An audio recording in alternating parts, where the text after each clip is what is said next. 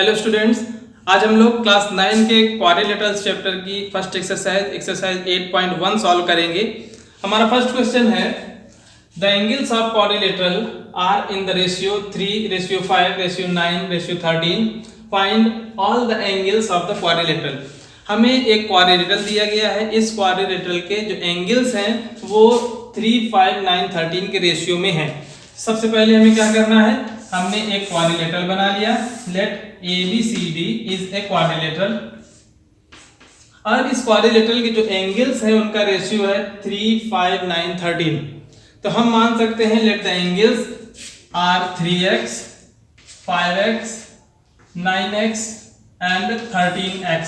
हमने एक constant x को मल्टीप्लाई करके इसके चारों एंगल्स को कंसीडर कर लिया। तो सॉल्यूशन के लिए हमें सबसे पहले गिवन लिखना है। क्या क्या हमारे पास है, ABCD इज ए क्वाड्रिलेटरल। हमारे पास एक क्वाड्रिलेटरल ABCD है whose angles are in the ratio of 3:5:9:13। इस रेशियो में इसके एंगल्स दिए गए हैं। अब हमें निकालना है इन्हीं सारे एंगल्स की वैल्यू। तो हमने बताया जैसे ही आपको कोई चीज रेशियो में मिल जाए, आपको एजेस के क्वेश्चंस मिल जाते थे कि सीमा और सरला की एजेस में 3:4 का रेशियो है, तो हम मान लेते थे let Sarla age 3x, Sheela age 4x। इसी तरह से हम यहाँ पे अगर रेशियो 3, 5, 9, 13 दिया गया इन चारों एंगल्स का, तो हम एक कांस्टेंट x को मल्टीप्लाई करके ये मान सकते हैं कि एंगल्स की वैल्यू 3x, 5x, 9x और 13x है। किसी भी तरह से हम x की वैल्यू निकालेंगे और x की वैल्यू को यहाँ रिप्लेस करेंगे तो हमें चारों एंगल्स मिल जाएंगे। हम लिखेंगे let the angles are 3x, 5x, 9x and 13x। हमने मान लिया कि ये चारों एंगल्स हैं। अब एंगल्स हम प्रॉपर्टी ऑफ क्वाड्रिलेटरल हम पढ़ चुके हैं कि किसी भी क्वाड्रिलेटरल के चारों एंगल्स का सम 360 होता है। इसका मतलब है कि जब हम इन चारों एंगल्स को जोड़ेंगे तो इनका सम 360 आना चाहिए। बाय एंगल सम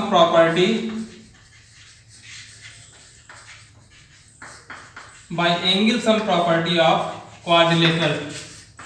क्वाड्रिलेटरल की एंगल सम प्रॉपर्टी हम यहाँ पे अप्लाई कर रहे हैं।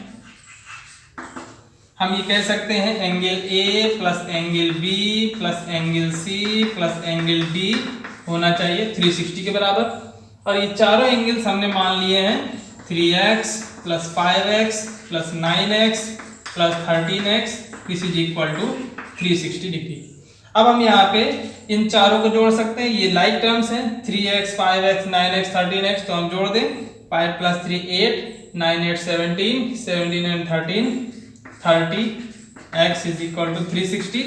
x की वैल्यू यहाँ पे मिल जाएगी 360 डिवाइडेड बाई 30। और जब हम x की वैल्यू निकालेंगे तो हमें 12 मिल जाएगा। इस तरह से हमने x की वैल्यू निकाल ली।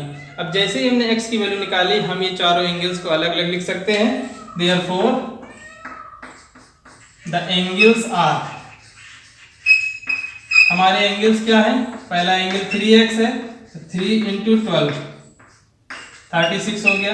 दूसरा एंगल हमारा 5x है, 5 × 12 दूसरा एंगल हमारा हो गया 60 डिग्री। तीसरा एंगल हमारा 9x है, तो 9 × 12x रख दिया हमने, 108 डिग्री हो गया। इसी तरह से चौथा एंगल 13x है, तो 13 × 12, 12 3 36 and 12 1 12 plus 3 15, 156 degree.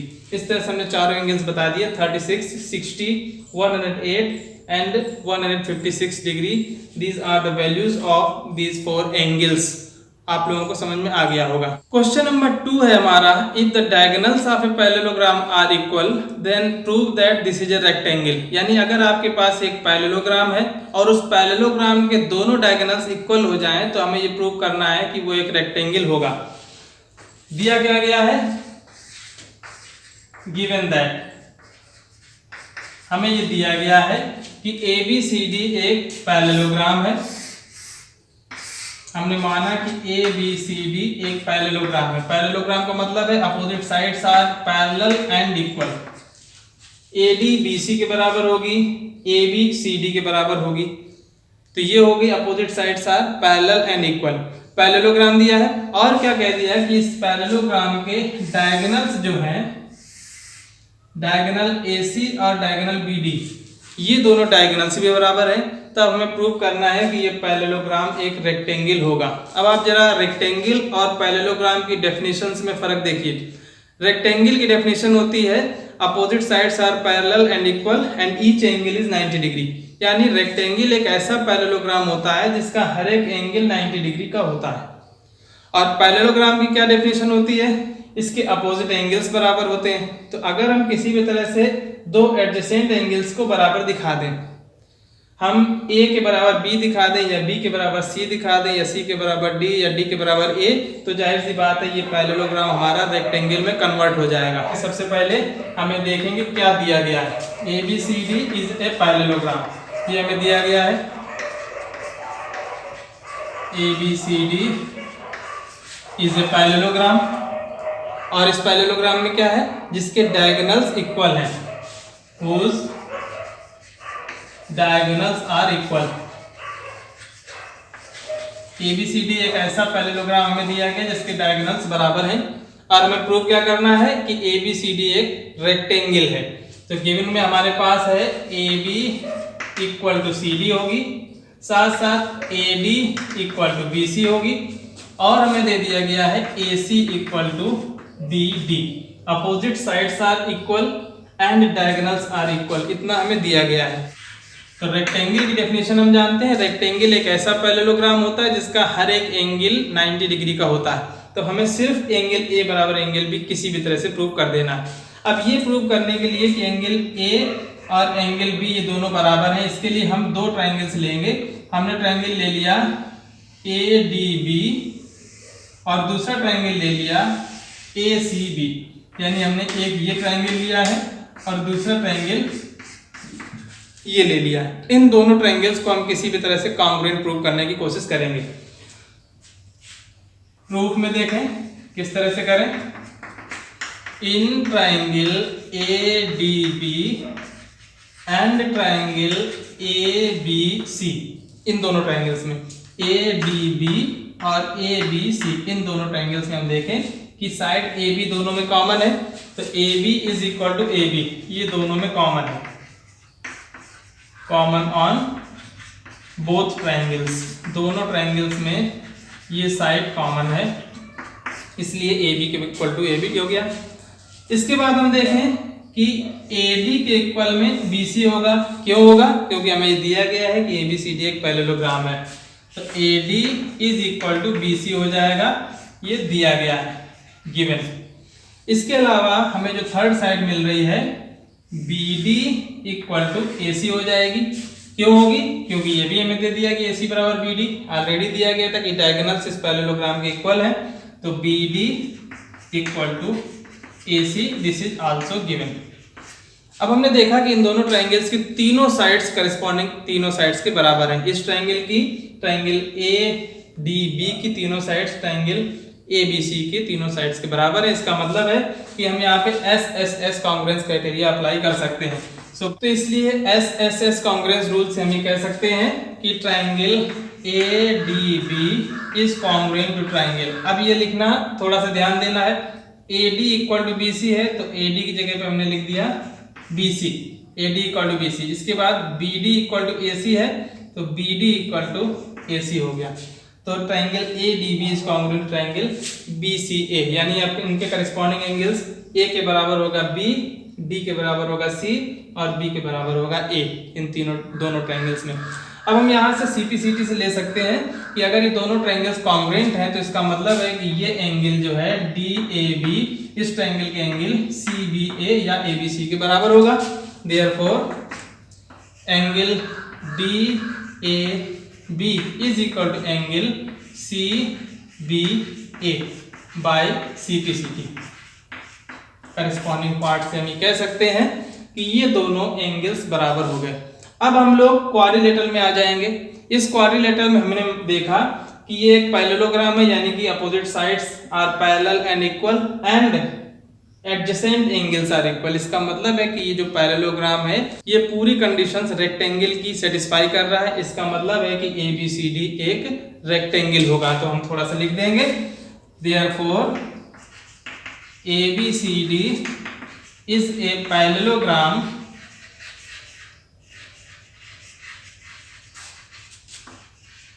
whose adjacent angles are ABCD एक ऐसा पैरेललोग्राम जिसके एडजेसेंट एंगल्स भी इक्वल हैं। Adjacent angles are equal, therefore ABCD is a rectangle. इस तरह से हमने बड़ी आसानी से इसको प्रूव कर दिया कि ABCD एक रेक्टेंगल है। फिर से आप समझ लीजिए, हमें क्वेश्चन दिया था कि एक ऐसा पैरेललोग्राम है आपके पास जिसके डायगोनल्स भी इक्वल हैं, तो प्रूव करो कि ये पैरेललोग्राम रेक्टेंगल होगा। हमने एक पैरेललोग्राम बना लिया ABCD और इसमें हमने डायगोनल AC और BD इक्वल कर दिए। इसके बाद हमने ट्रायंगल DAB और ट्रायंगल CBA इन दोनों ट्रायंगल्स को कॉन्ग्रुएंट प्रूव कर दिया।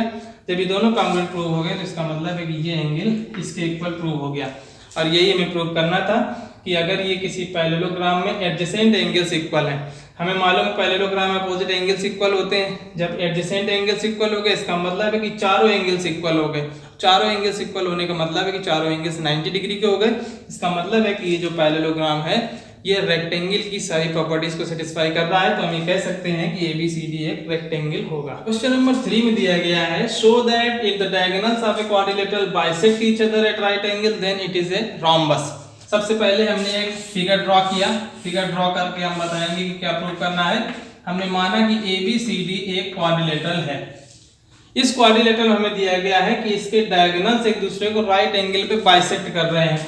इसका मतलब जो इसके डायगोनल्स हैं AC और BD वो एक दूसरे को पॉइंट O पे इंटरसेक्ट कर रहे हैं। और किस तरह से कर रहे हैं कि OA के इक्वल में OC है और OB के इक्वल में OD है। साथ साथ ये एंगल 90 डिग्री का बना रहा है। चारों एंगल्स 90 डिग्री के हैं। अब हमें प्रूफ क्या करना है कि ये ABCD जो क्वाड्रिलेटरल है ये रोम्बस होगा।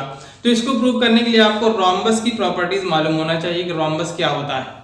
रोम्बस की हिंदी होती है समचतुर्भुज, यानी कि रोम्बस एक ऐसा क्वाड्रिलेटरल है जिसकी चारों साइड्स इक्वल होती हैं, साथ साथ डायगोनल्स एक दूसरे को परपेंडिकुलरली बाइसेक्ट करते हैं।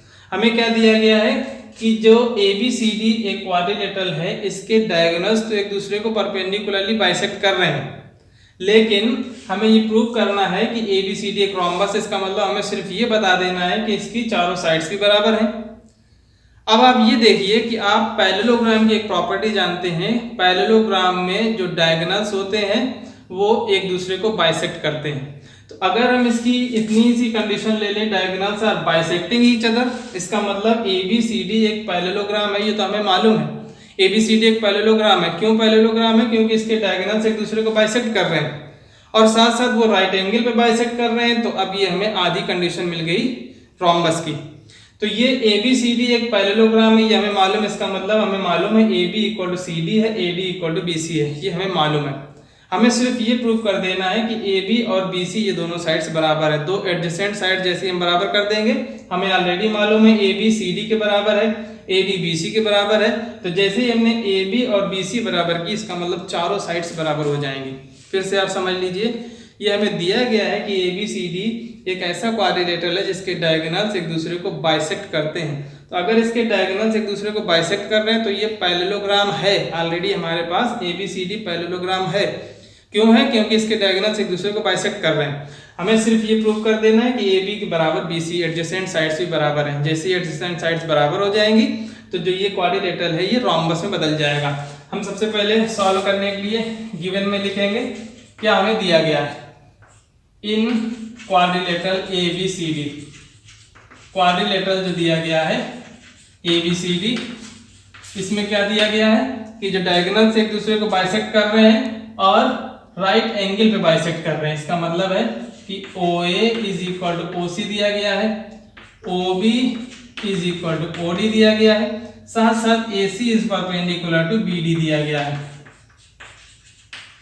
इतना हमें दिया गया है। हमें क्या प्रूव करना है कि ABCD एक रोम्बस है। So we need to prove that,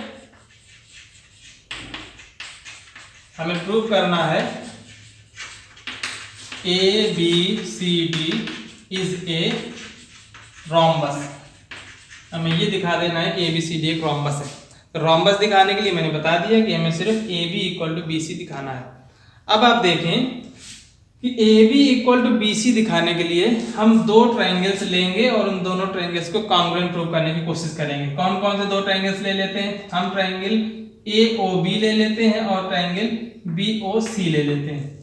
जैसे हम ट्राइंगल AOB और BOC लेंगे तो इन दोनों ट्राइंगल्स में हमें ये पता है कि साइड OA और साइड OC बराबर है।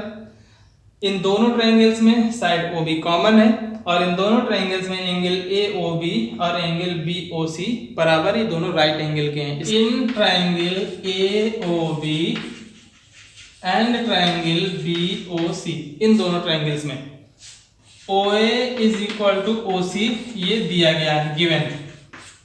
इसके अलावा OB is equal to OB ये कॉमन है दोनों ट्राइंगल्स में, कॉमन ऑन बोथ ट्राइंगल्स, दोनों ट्राइंगल्स में ये कॉमन है। इसके अलावा हमें ये मालूम है angle AOB is equal to angle BOC, both right angle, ये भी हमें दिया गया है। तो अब हम यहाँ पे कौन सा क्राइटेरिया अप्लाई कर सकते हैं? दो साइड्स, एक एंगल SAS कॉन्ग्रुएंस क्राइटेरिया हम लगा सकते हैं by SAS congruence rule.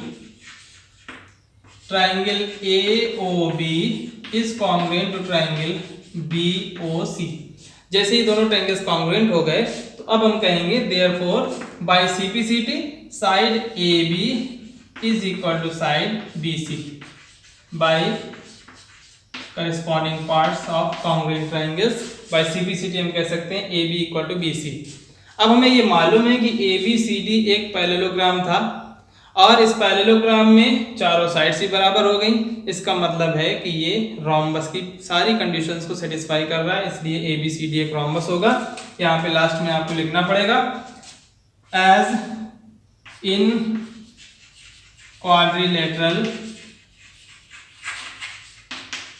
ABCD। जैसा कि हमें पता है इस क्वाड्रिलेटरल ABCD में diagonals bisect each other, bisecting each other, also it's adjacent sides are equal, so it is a parallelogram